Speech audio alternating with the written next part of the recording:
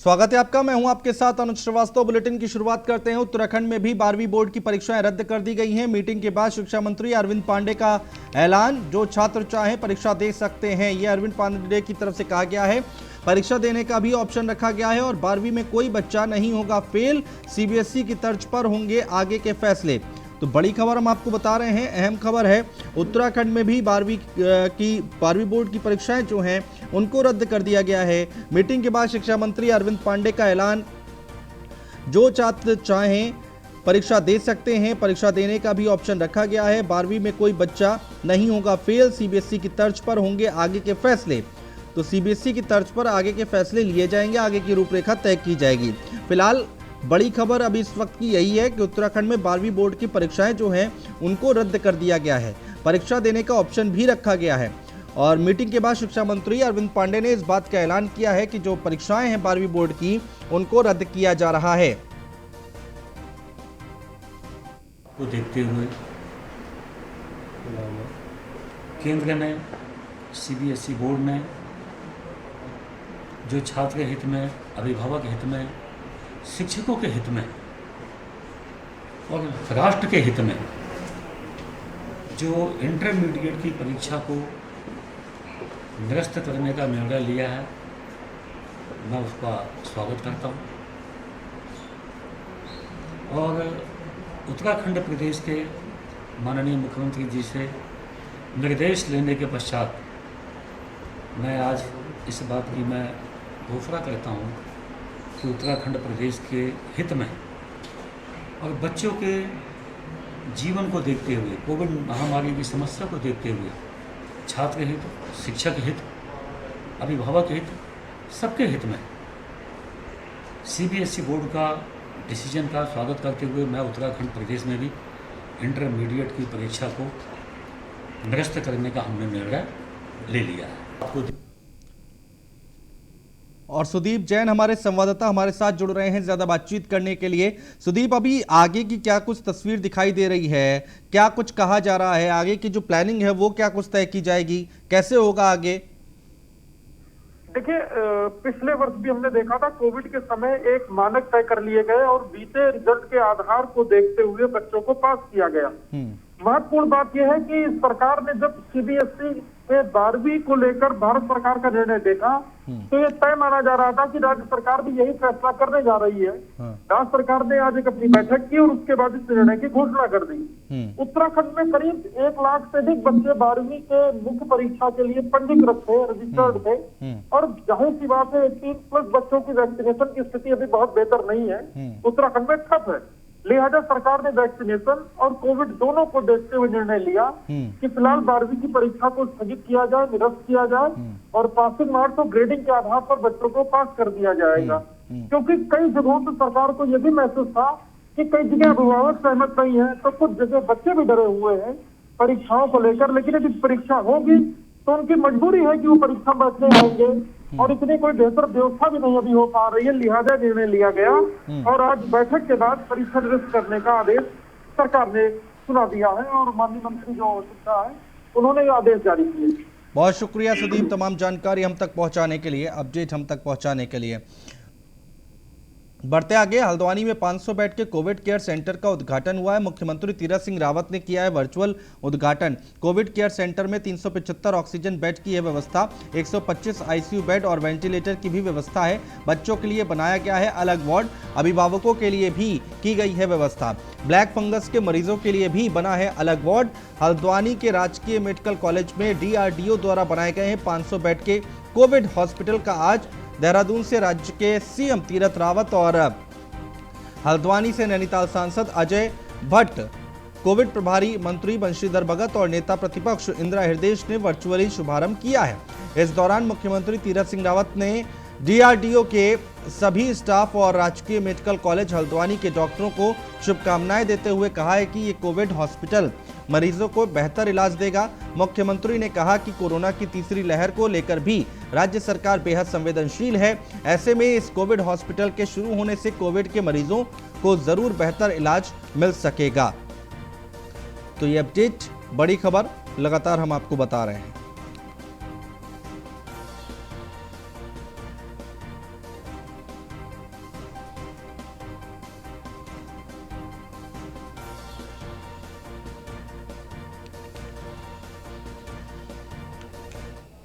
मैं तो medical college के ही लोगों को बुलाने वाली थी, पर चूंकि आज एक शुभ कार्य हो रहा है इसलिए उन बातों को इस बीच में नहीं कहा हमने।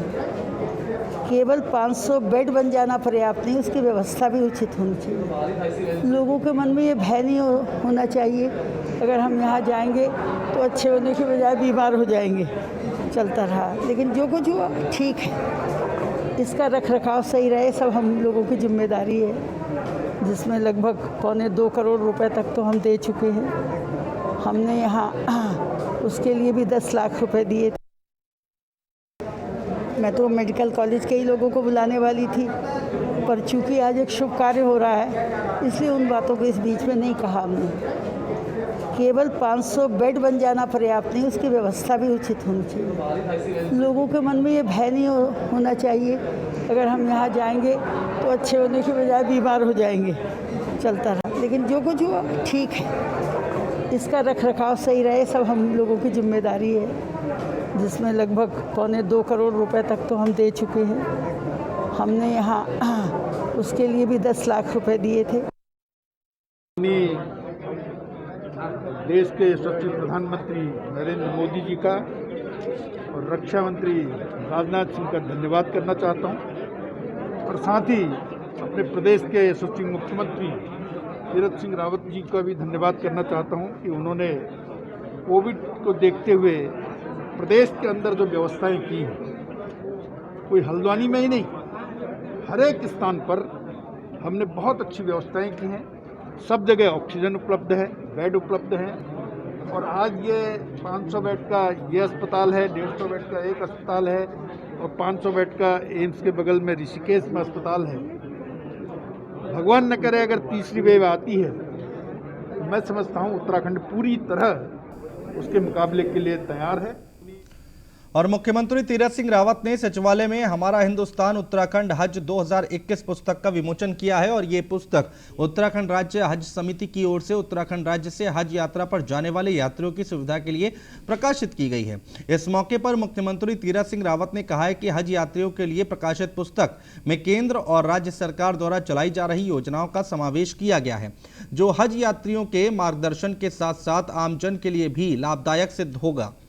पुस्तक विमोचन के दौरान राज्यसभा सांसद नरेश बंसल, अध्यक्ष राज्य हज समिति शमीम आलम मौजूद रहे।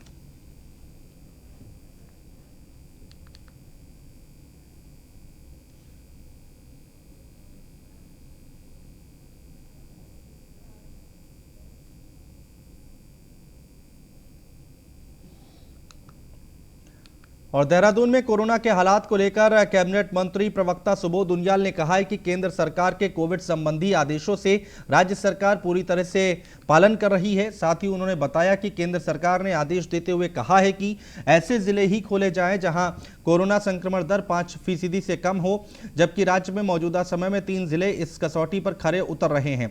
इनमें बागेश्वर, हरिद्वार और चंपावत जिले शामिल हैं। राज्य में कोरोना केसों में हो रही गिरावट पर सरकार ने स्वास्थ्य कर्मियों से लेकर पूरे प्रशासन और सभी जिम्मेदार अधिकारियों को इसके लिए बधाई दी है।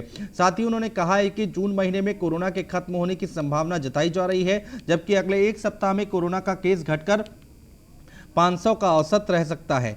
साथ ही उन्होंने कहा है कि जान माल की रक्षा के लिए सरकार किसी के दबाव में आकर दुकानें बाजार नहीं खोलेगी, जबकि हर सेक्टर में खुद सरकार को भी आर्थिक हानि हो रही है।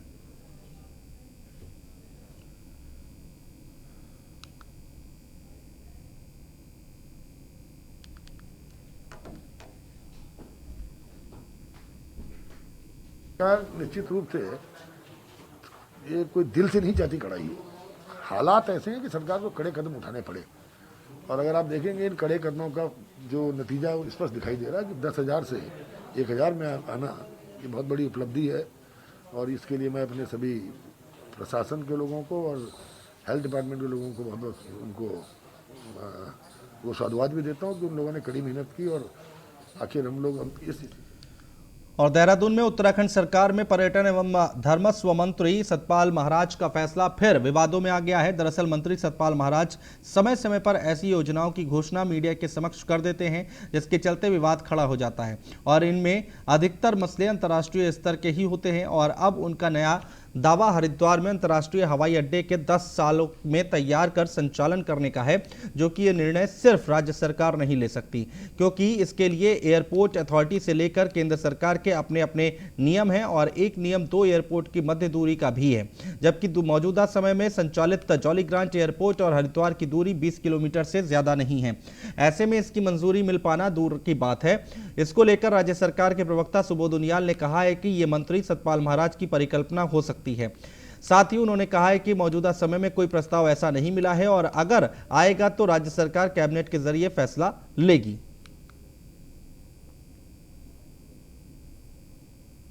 स्पष्ट कहा था, हर व्यक्ति की अपनी, भारत के लोकतंत्र में हर व्यक्ति की अपनी सोच होती है। महाराज जी की सोच है कि हरिद्वार बनना चाहिए। प्रस्ताव जब भी सरकार के पास आएगा तो उस पर सरकार के स्तर पर विचार किया जाएगा। किसी कंफ्यूजन के तौर पे ना देखा जाए। कंफ्यूजन नहीं है, हर आदमी को, भारत में हर व्यक्ति को सोचने की स्वतंत्रता है और कभी नए नए इनोवेटिव सोचते हैं तो नए इनोवेटिव को लेकर के बहुत ज़्यादा चर्चा का विषय नहीं होता। ठीक है, महाराज जी ने अपनी एक परिकल्पना रखी, उस परिकल्पना पे जिलाधिकारी से जमीन मांगी, अगर जमीन उपलब्ध होगी उसके बाद अगर सरकार के पास प्रस्ताव आएगा तो निश्चित रूप से मंत्रिमंडल में महाराज जी भी रहेंगे। मंत्रिमंडल। और देहरादून से खबर आ रही है, आर्थिक तंगी से जूझ रहे हैं निगमों के कर्मचारी। कई निगमों के स्टाफ को 3 से 4 महीने से नहीं मिला है वेतन। जल निगम GMVN, KMVN कर्मचारियों को नहीं मिली है सैलरी। परिवहन निगम और अशासकीय महाविद्यालय के कर्मचारी भी परेशान हैं। वन निगम में भी रुक रुक कर मिल रहा है वेतन। पेंशनर्स को भी हो रही है भारी समस्या। वर्तमान में भी हमारी बसों का संचालन केवल प्रदेश की सीमाओं के अंदर ही हो रहा है और 1200 बसों के स्थान पर केवल 150 के आसपास बसें हमारी चल रही हैं। इसी कारण से हमारे करीब 6000 से अधिक कर्मचारियों को 5 माह का वेतन लंबित है और परिवहन निगम के कर्मचारी गंभीर आर्थिक संकट से गुजर रहे हैं। हमने मुख्यमंत्री जी से भी और समस्त अधिकारियों से बार बार रिक्वेस्ट की है और आर्थिक सहायता की मांग की है। अभी 3 महीने का वेतन नहीं मिला है, मार्च, अप्रैल और मई, अभी जून चल गया है। ये स्थिति है और लगातार यही स्थिति है कि 3 महीने होने के बाद जब चौथा महीना अद्धा हो जाता है तब 1 महीने का वेतन निर्गत होता है शासन से। और शासन से जो फाइलें चलती हैं उसमें भी बहुत विलम्ब होता है। धनावंटन की जो व्यवस्था है उसमें कहीं ना कहीं गड़बड़ है। अभी 3 महीने का वेतन नहीं मिला है। और ऋषिकेश में शहीद राकेश डोभाल की याद में स्मृति द्वार बनाया गया है। स्पीकर प्रेमचंद अग्रवाल ने द्वार का शिलान्यास किया है। बता दें कि जम्मू कश्मीर के बारामूला में आतंकियों से लोहा लेते हुए राकेश डोभाल शहीद हुए थे और शहीद के सम्मान में स्मृति द्वार का शिलान्यास किया गया है।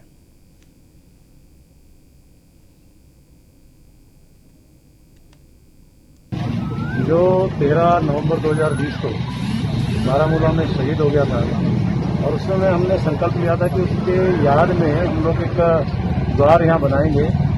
और क्योंकि शहीदों के लिए तो हमेशा यही कहा जाता है कि शहीदों की चिताओं पर लगे हर वर्ष मेले, वतन पर मरने वालों का यही बाकी निशा होगा।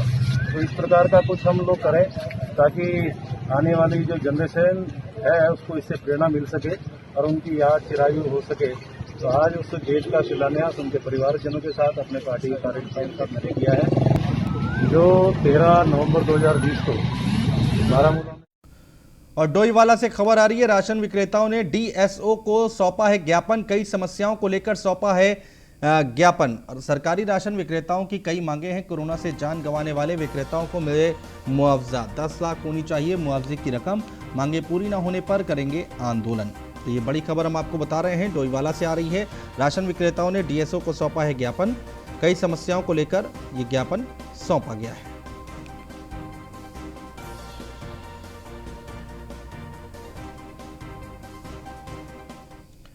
चलिए बढ़ते आगे। काशीपुर में जिलाधिकारी रंजना राजगुरु कोरोना के खिलाफ मैदान में उतर गई हैं। जिलाधिकारी रंजना राजगुरु ने LG भट्ट अस्पताल के कोविड वार्ड का औचक निरीक्षण किया और इस दौरान उन्होंने कोरोना मरीजों के परिजनों से मुलाकात कर फीडबैक लिया, जिसका संतोषजनक परिणाम मिलने पर उन्होंने कहा कि 4 बेड का ICU काशीपुर में पहले से ही चल रहा है और ICU में 4 बेडों की संख्या को बढ़ाकर 13 कर दिया जाएगा और इसको लेकर और ICU तैयार हो रहा है। इसको पूरा करने के लिए CMO को निर्देशित किया गया है। साथ ही उन्होंने कहा है कि ऑक्सीजन प्लांट का कार्य भी प्रगति पर है। वहीं निजी अस्पतालों के मरीजों से मनमानी वसूली पर कहा है कि इसकी रोकथाम के लिए जिले में फ्लाइंग स्क्वाड की टीम का गठन किया गया है, जिसमें स्वास्थ्य विभाग के अलावा सीओ और एसडीएम को शामिल किया गया है और समय समय पर निजी अस्पतालों में लगातार छापामार कार्रवाई की जा रही है।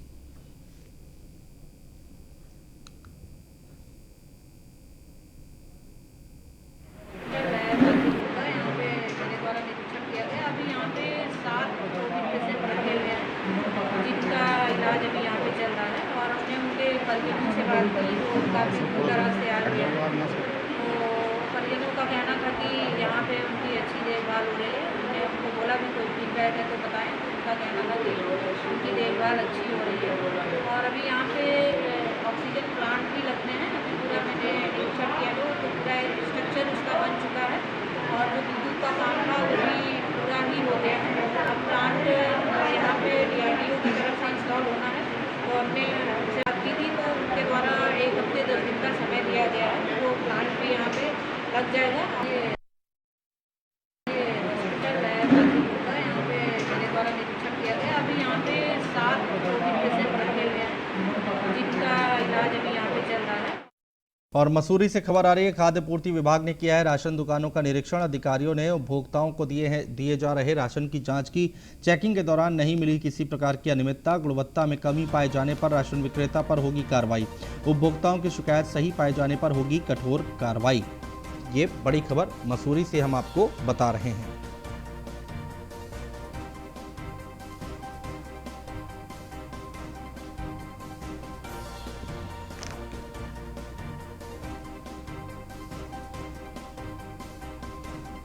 मसूरी से खबर है, जहां पर खाद्य पूर्ति विभाग ने राशन दुकानों का निरीक्षण किया है।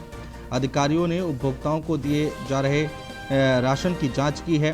चेकिंग के दौरान नहीं मिली किसी प्रकार की अनियमितता और गुणवत्ता में कमी पाए जाने पर राशन विक्रेता पर कार्रवाई होगी।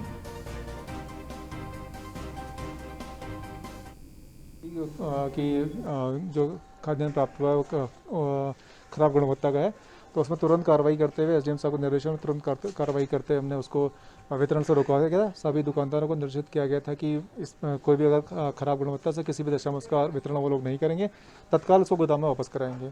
सभी ने निर्देशों का पालन किया, तत्काल उसको जो खराब गुणवत्ता का खाद्यान्न था उसको वापस कराया गया। अब जो नया स्टॉक प्राप्त किया, अभी आपने देखा था सभी राशन जो कार्डधारक है उसे संतोषजनक उसे माना गया है और वो उसे संतुष्ट है उसको उस खाद्यान्न को प्राप्त करके। तो जितना भी स्टॉक होता है हमारा खाद्यान्न में जितना भी चीज़ें हैं उन सभी का हम स्टॉक चेक करते रहते हैं, क्वालिटी चेक करते रहते हैं। आसपास अपने जो अपने कंज्यूमर्स होते हैं, जितने भी कंज्यूमर्स होते हैं, मैं उनसे फीडबैक लेता रहता हूँ कि भाई आपको क्या किस प्रकार से राशन प्राप्त हो रहा है, सरकारी योजनाओं का पूरा अनुपालन किया जा रहा है।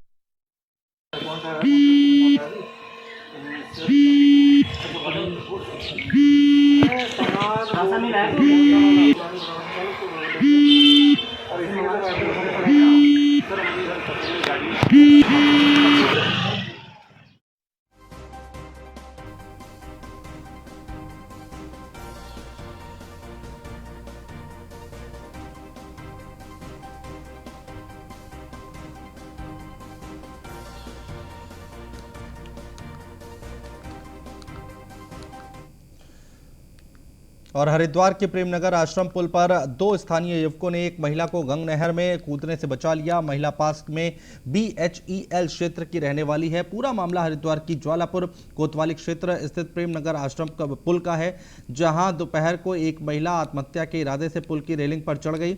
महिला गंग नहर में छलांग लगाने ही वाली थी कि आसपास मौजूद मोहित और विकास नाम के 2 युवकों ने महिला को पकड़ लिया।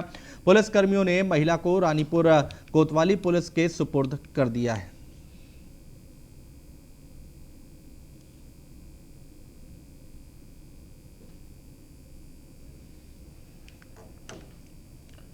और फिलहाल हमारे इस बुलेटिन में इतना ही। नमस्कार।